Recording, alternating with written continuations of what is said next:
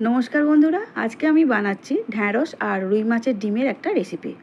এখন তো মাছের ভালোই ডিম পাওয়া যাচ্ছে বাজারে, সেই জন্য ঢ্যাঁড়স দিয়ে একটু এভাবে বানাতে আমি প্রতি বছরই খুবই ভালোবাসি আর বাড়িতে মাঝে মধ্যে করেই থাকি।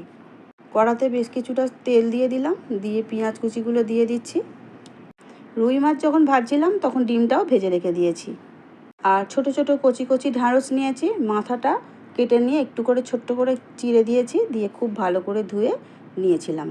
এবারে পেঁয়াজ ভাজার ওপরে ঢ্যাঁড়সগুলোকে তুলে দিচ্ছি। পেঁয়াজটা তো মোটামুটি ভাজা হয়েই গিয়েছিল, এবারে ঢ্যাঁড়সগুলোকে একটু ভেজে নেব।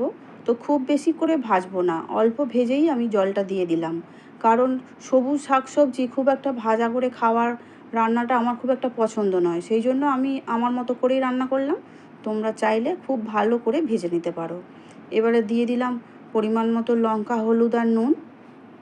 1 চামচ লঙ্কা, 1 চামচ হলুদ আর পরিমাণ মতো নুন আমি এখানে দিয়ে দিলাম, দিয়ে খুব ভালো করে মিশিয়ে নিলাম। আর এই প্লেটের মধ্যে দেখতেই পাচ্ছ আমি ডিম ভেজে রেখেছিলাম আর হাত দিয়ে একটু গুঁড়ো করেও রেখেছিলাম। এবারে ডিম ভাজাগুলো ঢ্যাঁড়সের মধ্যে দিয়ে দিচ্ছি। দেবার পরে আবারও খুব সুন্দর করে আমাদের মিশিয়ে নিতে হবে। এবারে ঢাকা দিয়ে দেব আমি 5 মিনিটের জন্য। খুব বেশিক্ষণ রান্নার দরকার নেই, কারণ ঢ্যাঁড়স খুবই নরম আর খুব একটা সিদ্ধ হতে সময়ও লাগবে না। 5 মিনিট পর ফিরে এলাম, দেখতেই পাচ্ছ ঢ্যাঁড়স খুব সুন্দর সিদ্ধ হয়ে গেছে। এবারে দিয়ে দিচ্ছি অল্প গরম মশলা গুঁড়ো, দিয়ে আবারও একটু ভালো করে নাড়াচাড়া করে নিচ্ছি। একটু জল ভাব আছে, এই জলটা নাড়াচাড়া করতে করতেই শুকনো হয়ে যাবে। ঢ্যাঁড়সের রুই মাছের যে এই রেসিপিটা আমি আজকে বানালাম, এটা গরম ভাত কিংবা গরম রুটি দিয়ে খেতে কিন্তু দারুণ লাগে। তোমরা অবশ্যই একবার বাড়িতে ট্রাই করে দেখো।